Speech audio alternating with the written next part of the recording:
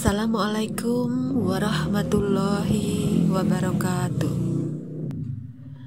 Kisah teladan kali ini berjudul Amal tanpa ilmu adalah sia-sia. Menurut Nabi Muhammad SAW, ada 4 golongan yang ibadah hajinya tidak diterima. Yang pertama, orang kaya yang berangkat ke tanah suci untuk bertamasya. Kedua, kaum menengah yang tujuannya untuk berdagang. Yang ketiga, para cendekia, kaum terpelajar atau orang-orang besar yang niatnya untuk didengar dan dilihat orang. Yang keempat, orang-orang miskin yang maksudnya mau meminta-minta agar jadi kaya. Sudah banyak contohnya bagaimana Allah menolak amalan mereka. Salah satunya adalah kisah berikut ini.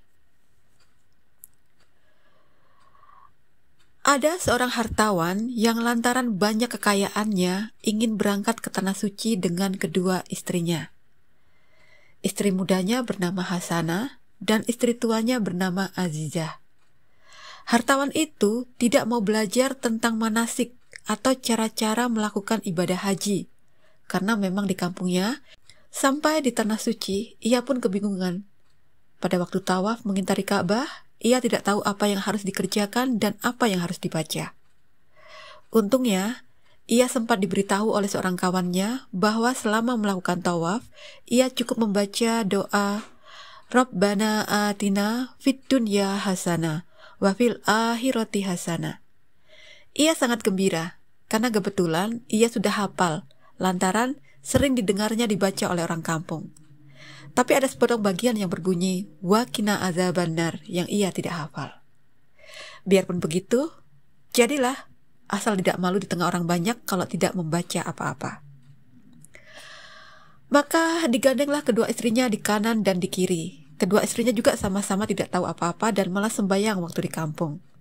Jadi tidak bisa mengucapkan sepotong doa pun, apalagi tahu artinya. Baik itu Azizah si istri tua maupun Hasanah si istri muda.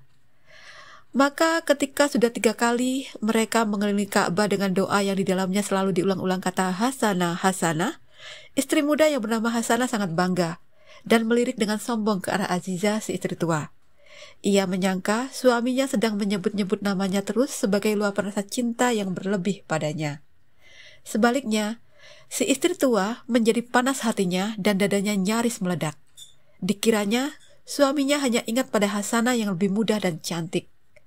Akibatnya, ia tidak dapat mengendalikan nafsu amarahnya lagi. Dengan keras, dia menyedok perut suaminya sampai laki-laki itu menjerit kesakitan. Si suami protes, "Mengapa kau sikut aku? Sakit tahu?" kata si suami.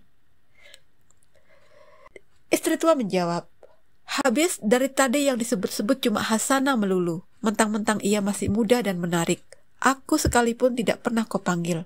Memangnya aku ini bukan istrimu?" Protes Azizah si istri tua.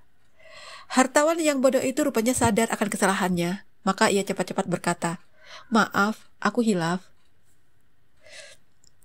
Lalu pada putaran keempat ia pun mulai mengubah doanya dengan yang dikiranya sangat bijaksana. Bunyinya menjadi Rabbana atina fid dunya hasanah wa fil akhirati azizah. Begitu ia terus-menerus membacanya berulang-ulang. Azizah nampaknya amat lega dan gembira. Ia puas karena namanya sekarang disebut-sebut juga oleh suaminya tercinta. Namun apa hendak dikata? Pada putaran tawaf ke-6, tiba-tiba ketiga orang suami istri itu ditangkap oleh yang berwajib dengan tuduhan menghina ayat suci dan mengubah-ubah doa Al-Quran. Akhirnya, mereka bukan memperoleh ibadah yang mabrur, malah pulang ke rumah dengan babak belur.